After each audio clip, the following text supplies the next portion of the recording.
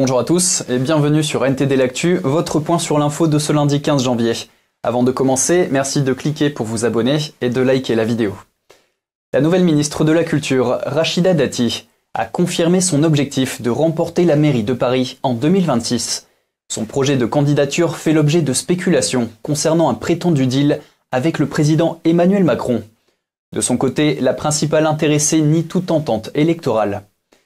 Le cyclone tropical nommé Bellal place l'île de la Réunion en alerte violette, le niveau d'alerte le plus élevé. Cette alerte implique un confinement strict de la population et l'interdiction de tout déplacement. Même les secours n'ont pas le droit de sortir pour intervenir. Suite à l'agression d'un jeune homme par des individus d'origine maghrébine le 5 janvier dernier, une mobilisation contre la délinquance a eu lieu à Bastia, en Corse, rassemblant plus de 600 personnes. Cette mobilisation s'est déroulée sans heurts. Un important dispositif de police a été mis en place. Après 10 jours de grève, les salariés de l'abbaye du Mont-Saint-Michel ont conclu un accord avec la direction du Centre des Monuments Nationaux pour améliorer leurs conditions de travail et revaloriser leur salaire. Cet accord prévoit entre autres la création de 2 postes supplémentaires. L'UFC Que Choisir dénonce la hausse des tarifs de l'électricité prévue pour le 1er février, arguant qu'elle ne correspond pas au coût de production de l'énergie en France. L'organisation met en garde contre les conséquences dramatiques de cette augmentation sur les ménages. Un homme menacé de mort pour s'être converti au christianisme en Iran se retrouve maintenant confronté à l'obligation de quitter le territoire français. Malgré plusieurs demandes d'asile rejetées, cet homme et sa famille vivent en France dans l'illégalité. Ils sont aidés financièrement par l'église évangélique de Perpignan. Et je laisse maintenant la parole à Anthony qui va nous parler des tensions récentes en mer Rouge. Anthony, c'est à vous. Merci Gabriel. Aujourd'hui, nous allons faire un focus sur le nouveau pic de tension en mer Rouge. En effet, en fin de semaine dernière, face aux attaques répétées des rebelles Houthis contre des navires commerciaux, les États-Unis et le Royaume-Uni ont répondu par des frappes aériennes. Le président américain Joe Biden a précisé que ces actions visaient à protéger le trafic commercial mondial. Mais cette réponse militaire soulève évidemment des questions sur les implications futures pour la région et les relations internationales. Et l'enjeu n'est pas des moindres. Il est question de la liberté de navigation en mer Rouge, qui, disons-le clairement, est une voie cruciale pour le commerce international. Face à un tel contexte, la crainte d'une aggravation du conflit est dans toutes les têtes.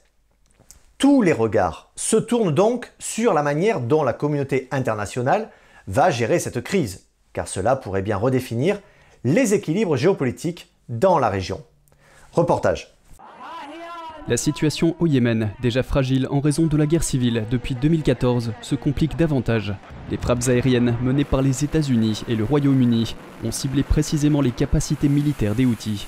Ces frappes ciblant Hodeïda, Saada, ainsi qu'un site radar à Sanaa, visaient à affaiblir les capacités offensives des Houthis et à réduire les menaces contre les navires marchands en mer Rouge. Le ministre américain de la Défense, Lloyd Austin, a souligné la précision des frappes pour minimiser les dommages collatéraux. Le ministre britannique des Affaires étrangères, David Cameron, a lui déclaré que ces frappes étaient nécessaires, proportionnées et légales, et complètement séparées du conflit à Gaza. Ces actions ont été qualifiées de défensives par l'OTAN. En revanche, les Houthis, par la voix de leur vice-ministre des Affaires étrangères, Hussein al-Ezi, ont dénoncé ces attaques, les qualifiant d'agressions injustifiées et menaçant de rétorsions sévères. Les Houthis, soutenus par l'Iran et solidaires de groupes tels que le Hezbollah et le Hamas, constituent une force significative dans la région, ayant pris le contrôle de la capitale yéménite en 2014. L'opération Gardien de la Prospérité, lancée en décembre par les États-Unis et 22 nations alliées, vise à sécuriter le détroit stratégique de Bab el-Mandeb. Cependant, la participation active des États-Unis et du Royaume-Uni dans cette région hautement volatile suscite des interrogations et des critiques, tant au niveau national qu'international.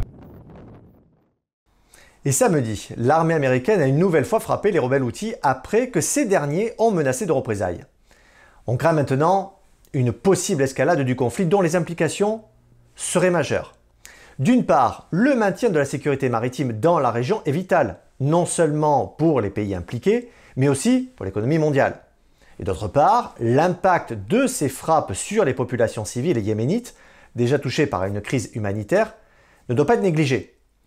Il y a aussi les tensions entre l'Iran et l'Occident et bien sûr la crise israélo-palestinienne qui complique encore davantage le tableau géopolitique. Ainsi, cette situation a tous les ingrédients pour exacerber les tensions régionales, notamment avec l'Iran, qui a été accusé par David Cameron d'être derrière les agissements des Houthis. Le monde observe donc avec attention comment la situation va évoluer et quelles seront les réponses des différents acteurs sur la scène internationale. Mais pour le moment, la résolution de ce conflit semble malheureusement plus lointaine que jamais. Gabriel, c'est tout pour moi. Merci Anthony. Et sur le même sujet, dans l'après-midi de dimanche, les États-Unis ont abattu un missile tiré depuis le Yémen et contrôlé par les Houthis. Le missile visait un destroyer américain qui opérait dans le sud de la mer Rouge. Il a été abattu par un avion de chasse américain. Aux États-Unis, Donald Trump a franchi une étape importante en obtenant le soutien de plus de la moitié des républicains du Congrès, dans sa tentative de reconquête de la Maison-Blanche. Les autres candidats à la Maison-Blanche sont loin d'avoir obtenu le même soutien au Congrès. En Allemagne, des milliers d'agriculteurs expriment toujours leur colère. Ils protestent contre la fin prévue de subventions et d'allègements fiscaux. De plus, les agriculteurs ne peuvent pas modifier leurs prix pour compenser lorsqu'ils sont taxés trop lourdement. Malgré un léger recul des plans gouvernementaux, le mouvement reste déterminé. Et la majorité de la population du pays les soutient. Et on passe aux actualités sur la Chine avec des nouvelles de Taïwan. Vladia, c'est à vous. Merci Gabriel, bonjour à tous. Taïwan vient d'élire un nouveau président, exactement l'homme que son voisin communiste ne veut pas voir au pouvoir.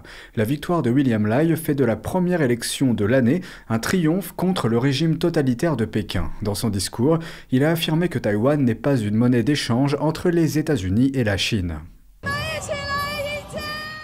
Dans son discours de victoire, William Lai a remercié les 23 millions d'habitants de Taïwan.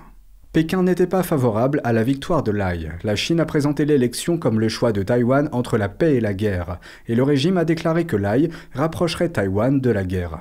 Lai a été un fervent défenseur du statut d'autonomie de Taïwan. Un expert a déclaré qu'en choisissant Lai, le peuple taïwanais espère maintenir le statu quo et rejeter la domination de Pékin. Il déclare que la vision du peuple n'est pas binaire, qu'ils aspirent à forger leur propre voie et que nous ne devrions pas forcément considérer uniquement que Taïwan est pris en sandwich entre les États-Unis et la Chine. Lai a obtenu 40% des voix. Hu Yihi, du principal parti d'opposition, a obtenu 33% des voix. Le candidat du troisième parti, Ko Wen-je, a obtenu 26% des voix. Pékin a rapidement réagi à la victoire de William Lai. Le PCC a affirmé que cette victoire ne représentait pas l'opinion publique car il considère que Taïwan fait partie de la Chine. Le ministère russe des Affaires étrangères a également réagi, sa porte-parole déclarant que Moscou continuerait à considérer Taïwan comme faisant partie intégrante de la Chine. Il convient de noter que le Parti communiste chinois n'a jamais dirigé Taïwan depuis que Mao Tse-tung a pris le pouvoir. Outre cette brève déclaration, aucune augmentation des incursions d'avions à proximité de l'île n'a été enregistrée ces derniers mois.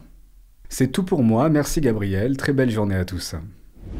Merci Vladia. Et on conclut cette édition avec une courte visite en Inde.